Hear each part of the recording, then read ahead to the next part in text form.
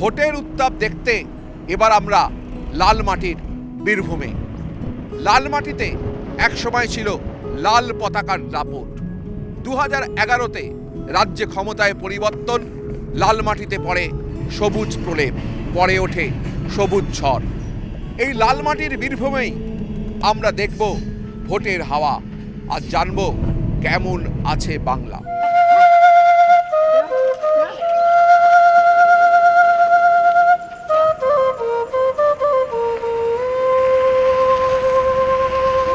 বীরভূমের মাটি বারবার উত্তপ্ত হয়েছে রাজনৈতিক সংঘর্ষে, এলাকা দখলের লড়াইয়ে। সেই বাম আমল থেকে বীরভূমের বিভিন্ন এলাকা, বারুই, লাভপুর, সাঁইথিয়া, নানুর বারবার উত্তপ্ত হয়েছে। তৃণমূল সরকারের আমলেও কিন্তু এই ছবি দেখা গিয়েছে। 2026 বিধানসভা নির্বাচনের একেবারে দোরগোড়ায় আমরা দেখব সেই বীরভূম এখন কেমন আছে।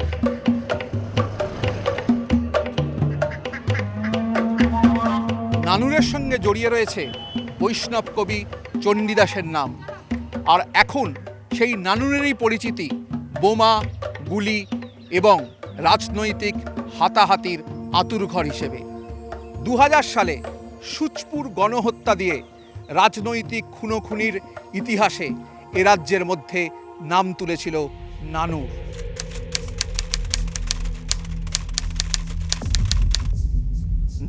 সালে 27 জুলাই 11 জন ক্ষেতমজুরকে নানুরের সুচপুর গ্রামে হত্যা করা হয়। অভিযোগ ছিল সিপিআইএমের দিকে, আর সেটাই রাজ্যের মানচিত্রে সুচপুর গণহত্যা বলে পরিচিত।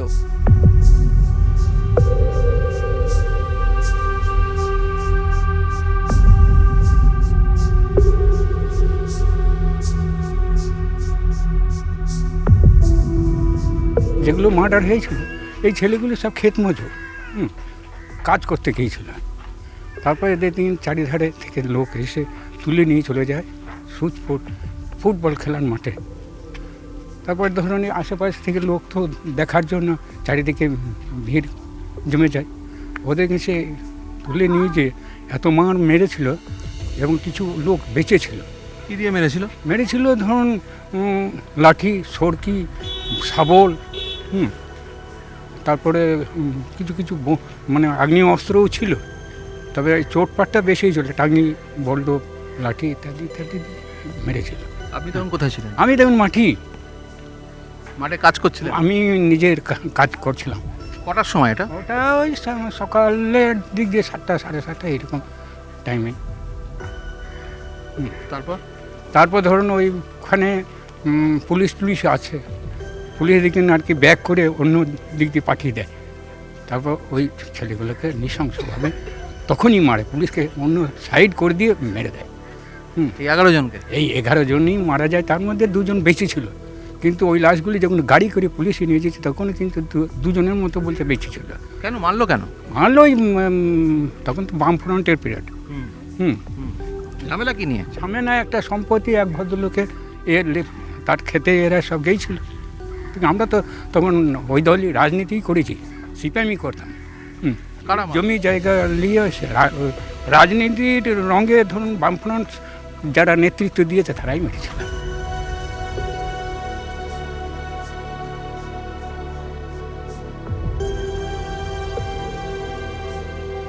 আমরা এখন কথা বলবো সেদিন যারা মারা গিয়েছিলেন সেই সব পরিবারের সদস্যদের সঙ্গে।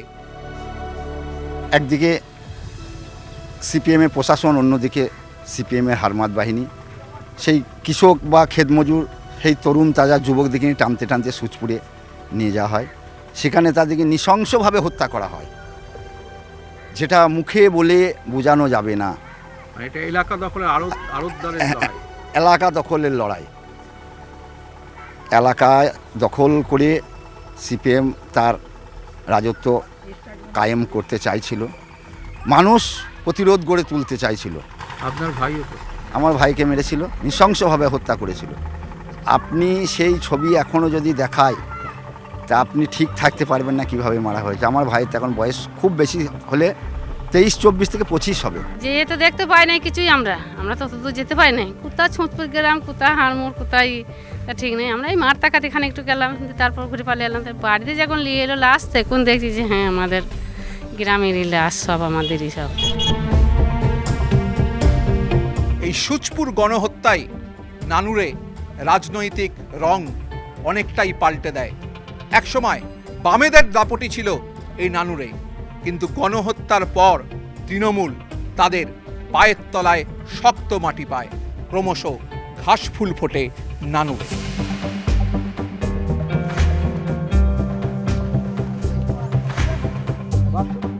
2000 সালে সুচপুর গণহত্যা, এই মামলায় 44 জনের যাবজ্জীবন হয়, যার মধ্যে অনেকেই সিপিআইএম পার্টির সদস্য এবং বেশ কয়েকজন সিপিআইএম সমর্থক।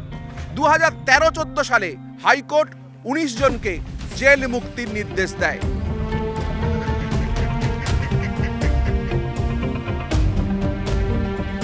দু সালে যে 11 জনের মৃত্যুর ঘটনা, সেখানে আপনাকে জেল খাটতে হয়েছিল, তারপর আপনি ছাড়া পেয়েছেন, তা সেটা ঠিক কী হয়েছিল? এটা কী হইলো বলতে পারবো না, কীভাবে মার্ডার হয়েছে জানিও না, দেখেও নাই, আমি বাড়িতেও ছিলাম না। আমাকে যে কীভাবে আসামি করে এলো সেটা আমার বলা ক্ষমতা নেই। কতদিন জেল কেটেছে? আমি বোধহয় 3 বছর 6 মাস 14 দিন। কি ঘটনাটা ঘটেছে, কি শুনেছিলেন, লোকের কাছ থেকে কি শুনেছিলেন? ওদের কাছ থেকে শুনলাম ওরা গ্রাম দখল করতে এলো, যারা মারা গেছিল গ্রামে লুটপাট এইসব করেছে। তারপরে শুনেছি যে জনসাধারণ তাদের পিটি মেরেছে। কিন্তু আপনাদের তাহলে ধরলো কেন? ওই আমাকে ধরেছে যে আমি বামফ্রন্ট করতাম, সেই কারণে। এর পেছনে কারা ছিল? এই আপনাদের ধরালো তাদের পেছনে তৃণমূল ছিল এর পিছনে। তা এখন কি আপনি সরাসরি রাজনীতি আর করেন না, রাজনীতি করি না। কেন? আমি সেই জেল থেকে এসে রাজনীতি ছেড়ে দিয়েছি। কেন? না, আর কোনো রাজনীতি করবো না। কি কারণে রাজনীতি করেন? করবো না, কোনো কারণ নাই, আমি করবো না। মানে রাজনীতির প্রতি একটা কি ঘৃণা? না, চলে এসে আমার। ঘৃণা চলে এসেছে? হ্যাঁ, রাজনীতির জন্য কোনো রাজনীতি করবো না।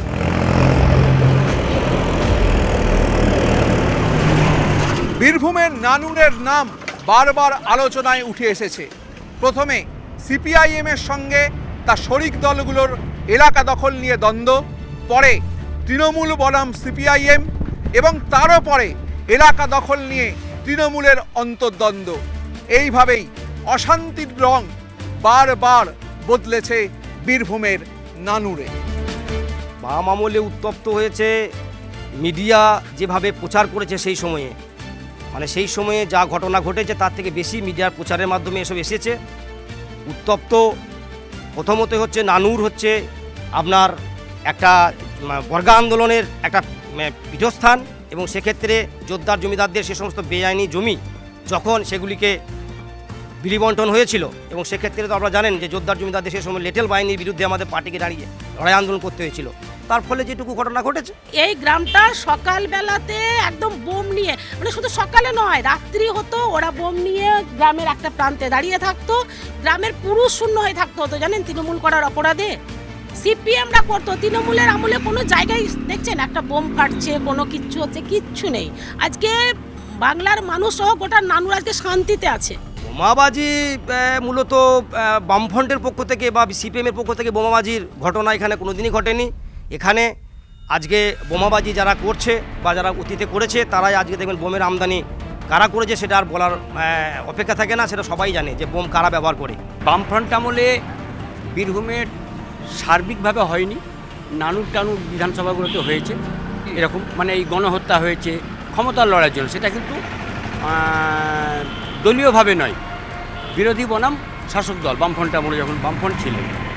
আর এখন যেটা হচ্ছে, এখন দলীয়ভাবে লড়াই হচ্ছে, এই বগটি কাণ্ড বলুন বা বীরভূমের খয়রাসোল বলুন। বগটির ঘটনা একটা ইনসিডেন্ট ঘটনা, এর পুরোপুরি একটা ইনসিডেন্ট ঘটনা, বগটির ঘটনা যেটা হয়ে গেছে এটাই।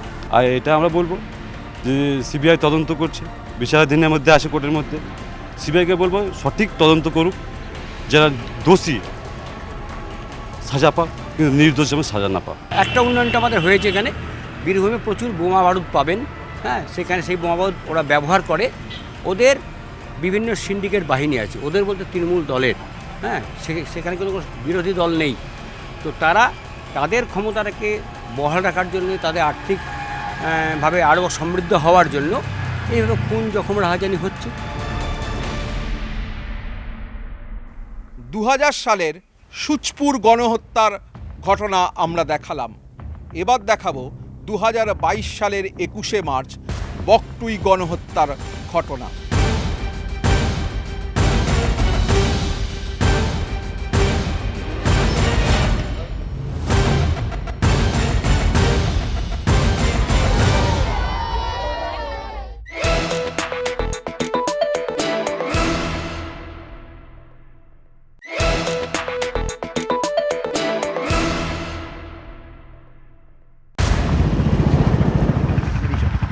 আমরা এখন যাব বকটুই গ্রামে।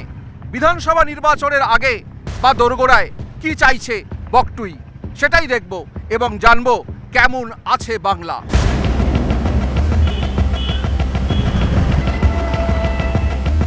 পঞ্চায়েত উপপ্রধান ভাদু শেখকে খুনের পর বকটুই গ্রামে অগ্নিসংযোগ করা হয়।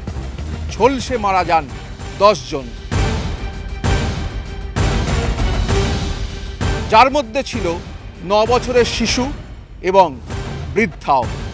এই ঘটনা রাজ্য রাজনীতিতে বিরাট আলোড়ন ফেলে দেয়।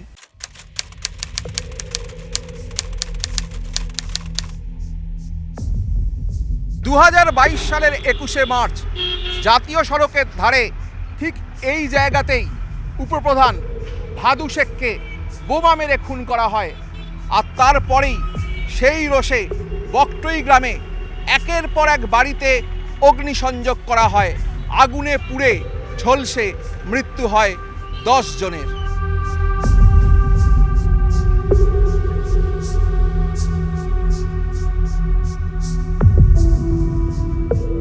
আপনার মা মারা গিয়েছিল আগুনে পুড়ে? আগুনে পুড়ে মা কাকি সবই তো আমাদের ফ্যামিলি। তাহলে কাকিরা ছিল, একটা ছোট বোন ছিল, বোন জামাই ছিল, একটা সদ্য বিয়ে হওয়া বোন ছিল। সবাইকে মেরে দিয়েছে। সবাইকে মেরে দিয়েছে। এসে মায়ের যে মৃতদেহ সেটা কি দেখতে পেয়েছিলেন? না, পাইনি, দেখতে পাইনি, কেউই পাইনি। আমাদের ফ্যামিলি কেউই আমরা দেখতে পাইনি মৃতদেহ। বকটুই হত্যাকাণ্ডের তদন্ত সিবিআইকে দিয়েছে হাইকোর্ট।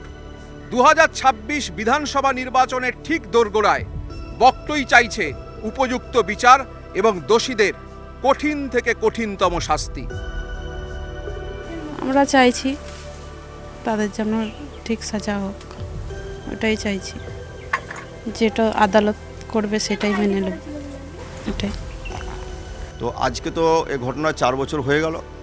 4 বছর হয়ে গেল, তারা এখনো দোষী প্রমাণ করতে পারলে না। তারা অভিযুক্ত হয়েছে, কারণ তাদের তো শাস্তি হয়নি, কারণ তারা যে দোষী সেটাই তো প্রমাণ করতে পারলো না সিবিআই। তো আমরা চেয়েছিলাম অতি দ্রুত তাদেরকে দোষী প্রমাণ করে তাদেরকে জঘন্য থেকে জঘন্যতম শাস্তির আমরা দাবি জানিয়েছিলাম। তো এখনও পর্যন্ত তো তারা জেল হেফাজতে রয়েছে, কিন্তু এর যে আমরা কি হবে পরবর্তীকালে, যে আদৌ তারা সাজা পাবে কি পাবে না, এ নিয়ে তো আমরা মানে কনফিউশনের মধ্যে পড়ে আছি।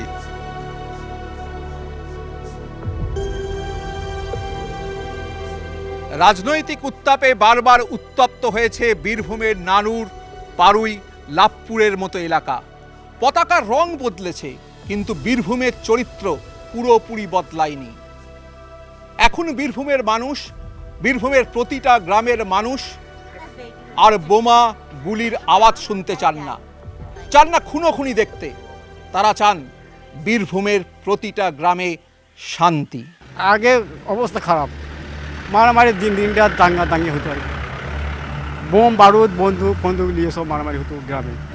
গ্রামের মানুষের গ্রামে টিকতে পারতো না, অন্য গ্রাম দিয়ে পালাইতো মানুষ ভয়ে। এখন অনেকটা শান্ত আছে, এখন ভালো আছে। আমরা যেন সুখে থাকতে পাই। আমরা তো খেতে খুঁটে খাই, একের সঙ্গে ঝগড়াঝাটি করি না, কিছুই না।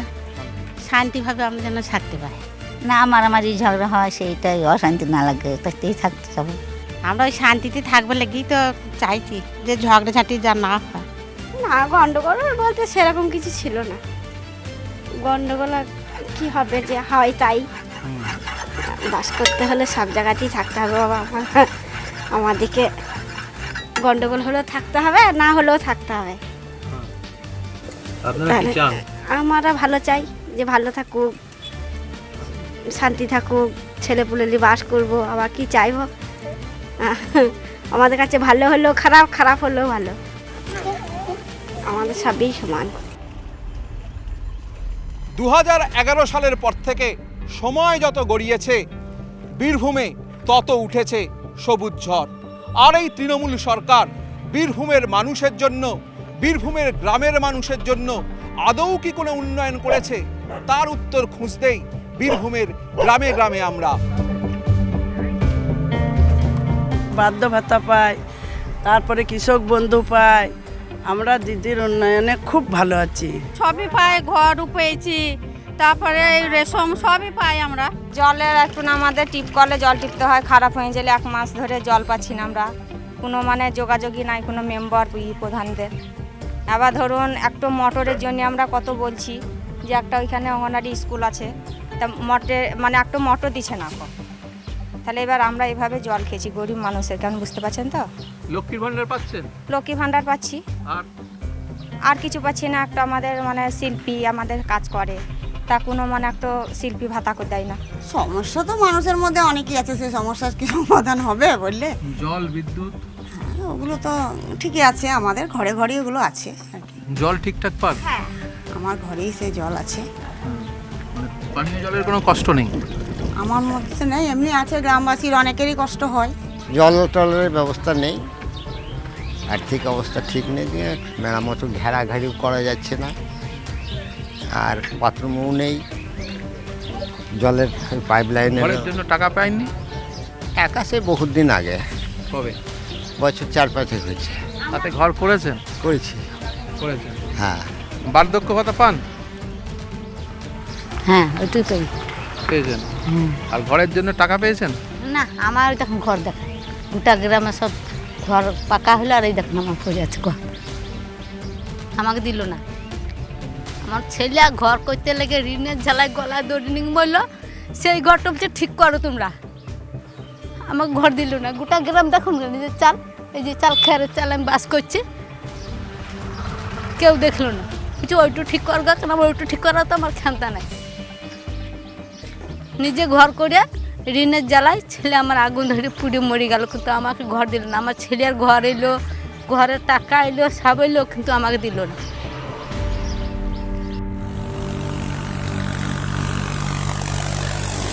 শ্রীরামকৃষ্ণ বলেছিলেন টাকা মাটি, মাটি টাকা, কিন্তু বীরভূমের এই টাকা আছে বালিতে। এ বালি খাদানের বালি, আর এই বালি খাদান নিয়েই সংঘাত, লড়াই। বালি খাদানের দখলদারি নিয়েই বারবার অশান্ত হয়েছে বীরভূমের বিভিন্ন এলাকা।